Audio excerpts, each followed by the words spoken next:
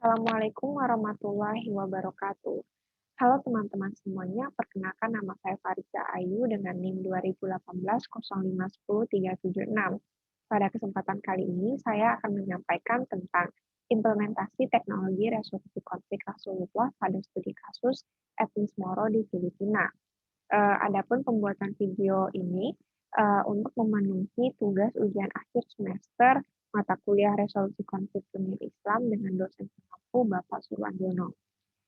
Selanjutnya yaitu saya akan menyampaikan sedikit kurangnya tentang latar belakang. Muslim di Asia Tenggara sendiri merupakan bagian yang tak terpisahkan dalam kajian Islam secara universal. Hal ini sangat disayangkan bahwasanya kajian Islam di Asia Tenggara sendiri masih belum begitu gencar sebagaimana Islam di belahan dunia lain, seperti di Islam di Arab, Islam di Amerika, dan juga Islam di Eropa. Terdapat 7 wilayah kebudayaan Islam yang dipercaya memiliki pengaruh-pengaruhnya di dunia. Selanjutnya, menurut pengamat Azumardi Azra, bahwasanya Asia Tenggara dapat dikategorikan sebagai wilayah kebudayaan yang cukup berpengaruh dari 7 wilayah kebudayaan yang ada di dunia. Hal ini sebagai contoh, salah satu negara yang disebutkan yakni Filipina, di mana sedikit banyaknya dipengaruhi oleh kebudayaan Islam Melayu dan ditambah dengan posisi negaranya berada di dekat negara Malaysia, Singapura, dan juga Indonesia. Adapun sebutan masyarakat Muslim di Filipina yakni kelompok Muslim Moro. Diketahui bahwasanya kelompok Muslim Moro ini berada di cakupan wilayah di 13 provinsi di bawah Undang-Undang 4 zona yang berbeda-beda, yakni di zona 4, zona 9, zona 11, dan juga zona 12. Persebaran Muslim di Filipina Selatan atau Muslim Moro ini sendiri merupakan hasil dari sebuah kebijakan yang dibuat oleh pemerintah Filipina dengan tujuan untuk mengetahui demografi dan juga persebaran penduduk Filipina.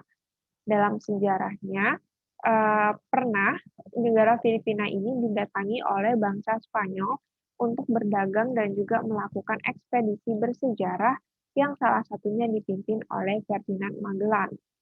Namun, kedatangan bangsa Spanyol ini merupakan awal dari terusiknya struktur budaya dan juga agama masyarakat Muslim di wilayah Filipina, khususnya di Filipina Selatan. Bahkan masyarakat Muslim dulunya sempat mengalami penindasan dan perlakuan yang tidak sepantasnya didapatkan sebagai minoritas yang telah mendiami cukup lama wilayah dudukannya. Selanjutnya yakni pandangan Islam dalam menjelaskan konflik dan cara penyelesaiannya. Islam sendiri merupakan agama yang penuh dengan ajaran-ajaran tentang kedamaian.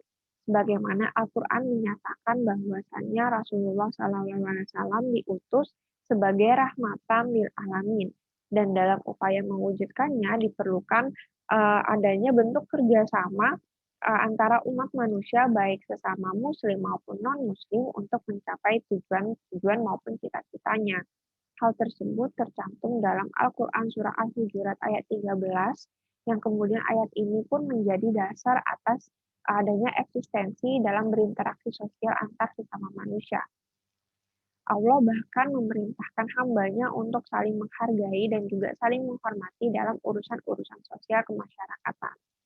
Selanjutnya, selain ajaran-ajaran tentang inspirasi perdamaian, dalam Al-Quran juga turut dijelaskan oleh Allah Subhanahu wa Ta'ala tentang konflik dan juga bagaimana resolusinya. Hal ini sebagaimana yang tercantum dalam firman Allah Subhanahu wa Ta'ala pada Quran Al-Hujurat ayat 9 dan 10. Yang pertama, arti dari ayat 9, dan apabila ada dua golongan orang-orang mukmin berperang, maka damaikanlah antara keduanya. Jika salah satu dari keduanya berbuat zalim terhadap golongan yang lain, maka perangilah golongan yang berbuat zalim itu, sehingga golongan itu kembali kepada perintah Allah. Jika golongan itu telah kembali kepada perintah Allah, maka damaikanlah antara keduanya dengan adil, dan berlakulah adil. Sungguh Allah mencintai orang-orang yang berlaku adil. Dan juga pada Quran Surah Al-Hujurat ayat 10 disebutkan juga bahwasannya sesungguhnya orang-orang mukmin itu bersaudara. Karena itu damaikanlah antara kedua saudaramu yang berselisih dan bertakwalah kepada Allah agar kamu mendapat rahmat. Selanjutnya, dalam implementasi konflik maupun resolusi konflik ini dapat kita teladani dari bagaimana kisah Rasulullah SAW yang berusaha untuk menjaga perdamaian di antara umat-umatnya. Yang pertama, yakni pada peristiwa Hajar Aswad. Singkat cerita, karena kondisi bangunan Ka'bah pada saat itu sudah rapuh, sudah mulai rapuh, sehingga perlu adanya rekonstruksi kembali. Namun pada pada saat, konstruksi pembangunan terakhirnya, yaitu peletakan Hajar Aswad, terjadi suatu pertentangan di kalangan pemuka-pemuka kabilah. Masing-masing kabilah mereka berpendapat bahwasannya merekalah yang paling pantas mendapat kehormatan untuk meletakkan Hajar Aswad ke tempat semula. Pertentangan ini kemudian menimbulkan perselisihan yang tak terelakkan, sehingga hampir menimbulkan saling membunuh. Untuk menghindari pertikaian darah ini, kemudian mereka bersepakat bahwasannya barang siapa yang berhasil atau masuk pertama kali ke area Ka'bah keesokan harinya, maka orang itulah yang berhak meletakkan Hajar Aswad. Tak disangka Rasulullah menjadi orang yang pertama kali masuk ke area Ka'bah. Berdasarkan dengan kesepakatan mereka, maka Rasulullah yang berhak meletakkan kembali Hajar Aswad ke dinding Ka'bah. Namun demikian, Rasulullah lantas membentangkan selembar kain lebar, lalu diletakkanlah Hajar Aswad di atas kain tersebut. Hal ini dimaksud bahwa Rasulullah ingin masing-masing dari perwakilan kabilah itu untuk dapat memegang tepi kain dan mengangkat Hajar Aswad bersama-sama, sehingga seluruh kabilah mendapatkan kesempatan untuk meletakkan Hajar Aswad ke tempatnya semula secara bersama-sama.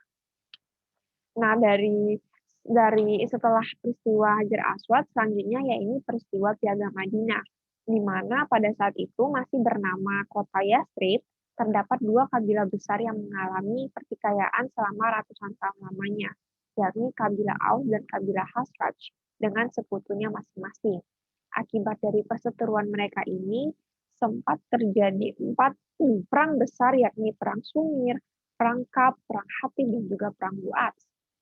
Para pemuka kabilah di Yathrib ini menyadari bahwasannya hal ini tuh sangat tidak baik dan mereka memahami bahwasannya kondisi kota sedang mengalami krisis sehingga membutuhkan seorang hakam atau arbitrator yang mampu menyelesaikan sengketa antar sekutu besar.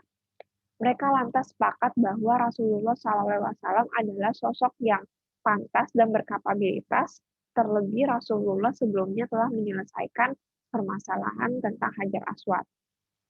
Rasulullah kemudian pada tahun 622 Masehi atau tahun pertama Hijrah membuat perjanjian dengan berbagai kalangan yang terdiri dari beragam suku, ras, agama yang ada di Yathrib dan kemudian dikenal dengan sebutan Piagam Madinah.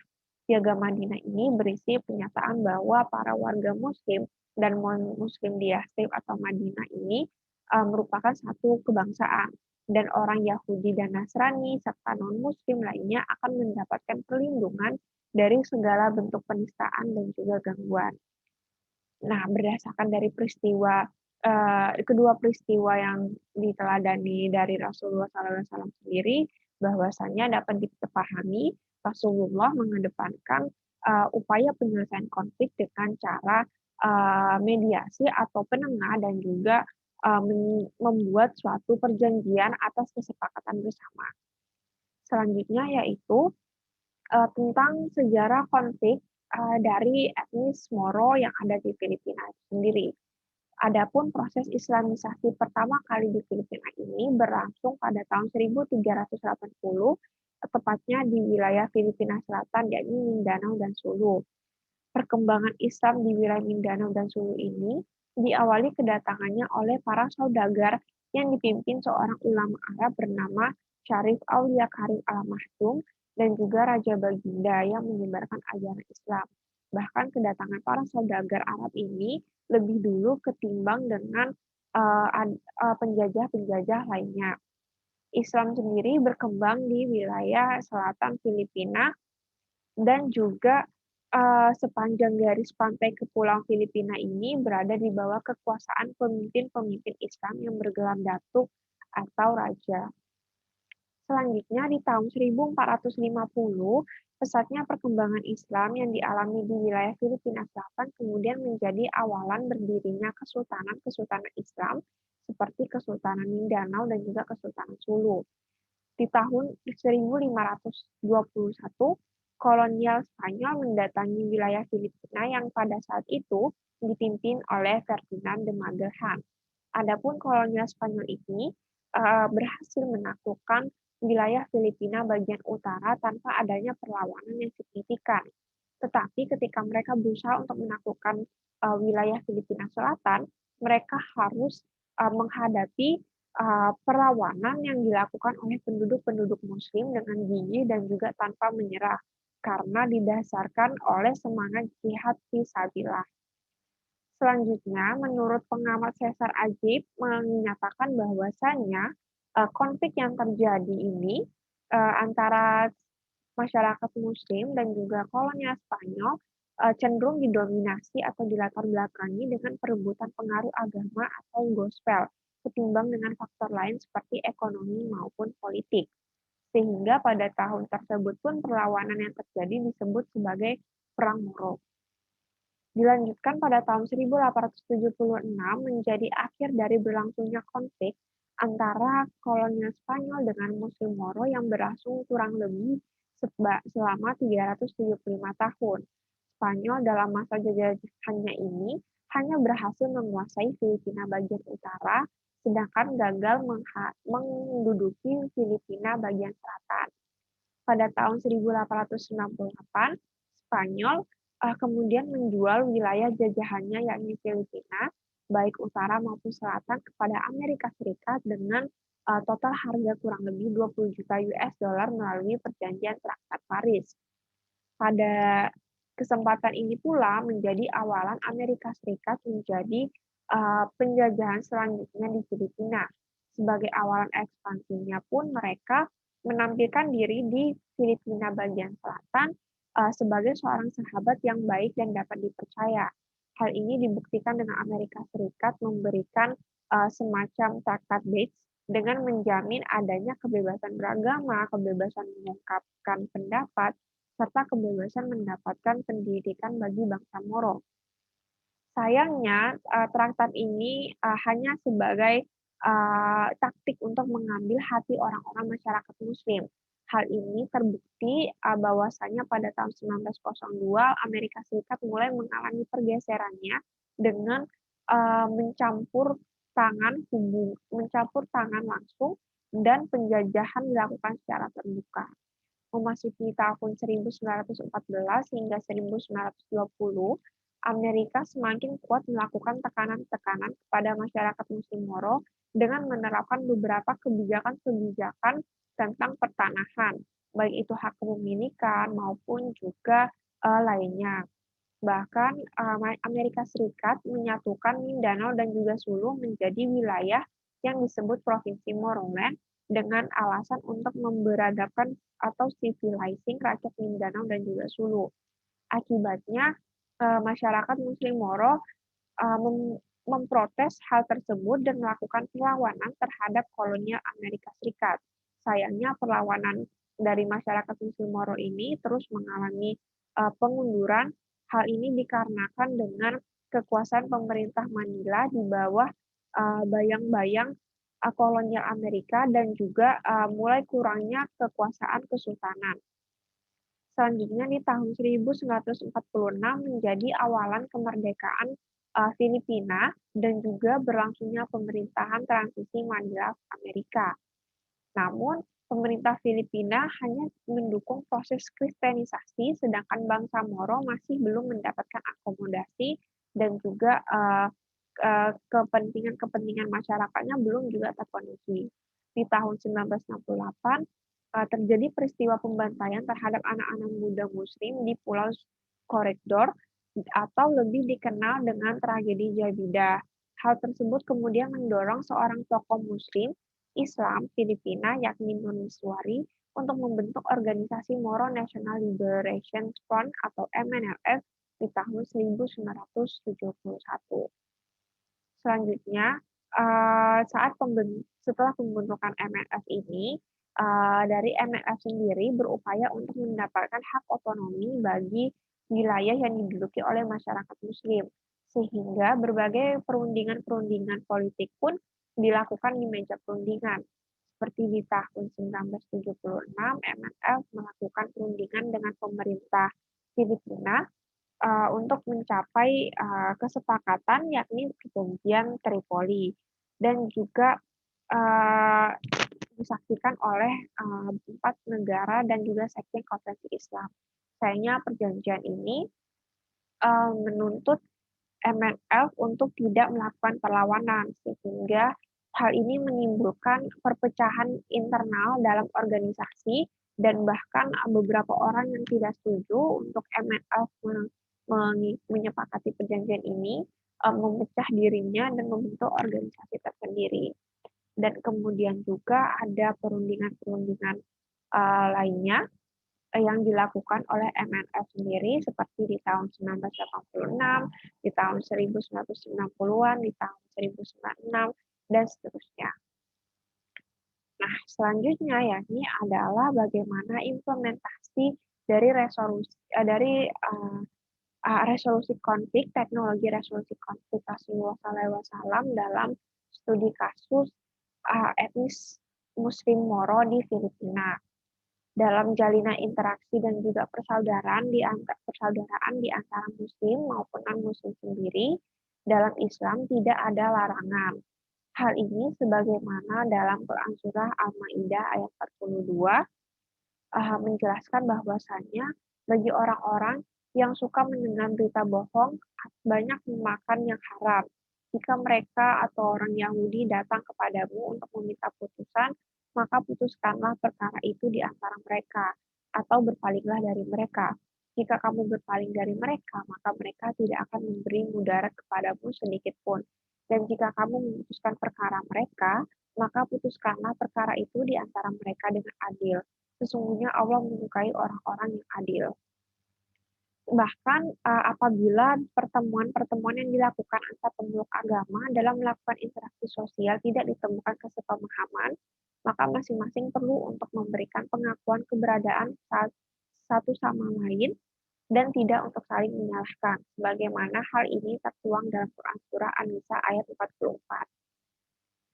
Dengan demikian, adapun implementasinya resolusi konflik Rasulullah pada studi kasus bangsa etnis Moro di Filipina ini dapat ditemukan beberapa langkah-langkah resolusi penyelesaian yang telah dilakukan dan sebagaimana juga telah diterapkan dalam ajaran-ajaran Islam dari suri tauladan Rasulullah SAW. Dalam hal ini dapat kita lihat adanya upaya mediasi yang dapat kita perhatikan dari adanya pertemuan-pertemuan yang dilakukan. Sebagaimana pada tahun 1990-an sebagai contoh diadakannya pertemuan di Bogor melalui Jakarta Informal Meeting pertama dan juga kedua dengan menjadikan Indonesia sebagai interlokutor berhasil membantu upaya penyelesaian permasalahan-permasalahan di dalam negara-negara tetangga yang terjadi diskriminasi terhadap masyarakat minoritas muslim, termasuk salah satunya kasusnya di Filipina Selatan. Tentunya ini sebagai langkah awal bagi pemerintah Filipina dan juga para minoritas muslim etnis Moro di Filipina untuk dapat menyelesaikan pertikaian secara jalan damai. Setelah hal itu dilanjutkan dengan Indonesia kemudian menunjukkan kontribusinya dalam upaya penyelesaian konflik Moro di Filipina di bawah pemerintahan Soeharto, di mana Indonesia menawarkan jasa baik untuk menengahi permasalahan yang rumit di Filipina Selatan dengan melakukan perundingan antar kedua pihak. Bahkan hal ini direspon baik oleh Ketua MNLF dan juga Presiden Ramos pada saat itu, yang kemudian diadakannya perundingan dengan menghasilkan suatu final peace agreement di tahun 1966 sebagai bentuk perjanjian kedua yang menggantikan perjanjian Tripoli yang sempat gagal. Adapun pembuatan perjanjian yang disepakati ini sebagaimana dapat kita pahami bagaimana implementasi Rasulullah SAW pada masa kepemimpinannya dalam peristiwa Piagam Madinah. Maupun, perjanjian-perjanjian lainnya yang dilakukan Rasulullah seperti perjanjian Hudaybiyah dan juga perjanjian-perjanjian lainnya. Bahkan dalam salah satu pasal dalam Piagam Madinah sendiri, yakni pasal 17, piagam ini pun disebutkan bahwa seluruh umat Islam harus bersatu dan mengambil perannya yang sama dengan menciptakan perdamaian dengan pihak lain. Perjanjian ini kemudian ditandatangani oleh kedua belah pihak yang bertikai sehingga bersifat mengikat dan sebagai pedoman perdamaian. Bahkan seminggu pasca penandatanganan perjanjian tersebut, pada bulan September, dilaksanakan pemilu untuk memilih kepala daerah Autonomous Region of Muslim Mindanao atau ARMM dan terpilihlah Nur Miswari sebagai gubernur ARMM. Setelah itu, banyak kegiatan peningkatan kualitas administratif pemerintah lainnya di daerah otonomi ini, salah satunya pembentukan kantor urusan muslim sebagai badan yang siap tanggap dan mengawasi kebutuhan masyarakat muslim di Filipina Selatan. Nah, sebagaimana proses dalam resolusi konflik pada studi kasus etnis muslim Moro ini, implementasi dari upaya mediasi dan juga upaya pembuatan perjanjian di antara kedua pihak, bagaimana telah dapat dicontohkan dari bagaimana penerapan Rasulullah SAW di masa pemerintahannya, yaitu dari peristiwa Hajar Aswad, di mana Rasulullah menjadi penengah di antara para kabilah-kabilah pada saat penentuan siapa yang berhak untuk meletakkan Hajar Aswad di tempatnya semula, dan juga pembuatan perjanjian ini sebagaimana dilakukan Rasulullah pada peristiwa Piagam Madinah, di mana untuk menengahi konflik atau krisis yang ada di kota Yathrib ini, Rasulullah memilih untuk membuat suatu perjanjian yang berisi tentang bagaimana implementasi atau upaya untuk mencapai perdamaian dan juga jaminan perlindungan pada seluruh masyarakat yang ada di kota Yathrib. Nah, kemudian sampai kepada bagian kesimpulan, adapun persebaran penduduk Muslim di Filipina Selatan dan Muslim Moro ini merupakan hasil dari sebuah kebijakan yang dibuat oleh pemerintah Filipina dengan tujuan untuk mengetahui demografi dan persebaran penduduk di Filipina. Menurut sejarahnya, sebagaimana yang sudah disebutkan juga, bahwasanya negara Filipina sempat dijajah oleh bangsa-bangsa Spanyol dan juga Amerika Serikat. Bahkan pada saat kedatangan bangsa Spanyol ini menjadi awal terusiknya struktur budaya dan juga agama masyarakat Muslim di wilayah Filipina, khususnya Filipina Selatan. Bahkan masyarakat Muslim sempat mengalami penindasan-penindasan dan perlakuan yang tidak pantas yang dialami sebagai minoritas yang telah mendiami cukup lama wilayah dudukannya. Dalam Islam, sebagaimana telah diajarkan bahwasanya perlu untuk menjunjung dan menjaga situasi perdamaian, dan juga dijelaskan bagaimana konflik perlu untuk dihindari dan diambil langkah penyelesaiannya. Hal ini sebagaimana dalam firman Allah Subhanahu wa Ta'ala yang dapat kita pahami dalam Quran Surah Al-Hujurat ayat 9 dan juga ayat 10. Dalam studi kasus bangsa Muslim Moro di Filipina, beberapa langkah yang telah diambil seperti upaya perundingan dengan mengundang pihak ketiga sehingga menciptakan sebuah kesepakatan yang disahkan secara bersama merupakan beberapa dari implementasi resolusi konflik Rasulullah SAW yang pernah diterapkan beliau di masa perjuangannya menyampaikan ajaran Islam. Terakhir, ini beberapa referensi yang saya gunakan dalam pembuatan video ini. Mungkin sekian yang dapat saya sampaikan. Terima kasih teman-teman yang sudah berkenan untuk menyaksikan. Mohon maaf atas segala kekurangan dan juga salah kata. Saya akhiri. Wabillahi taufiq wal hidayah. Wassalamualaikum warahmatullahi wabarakatuh.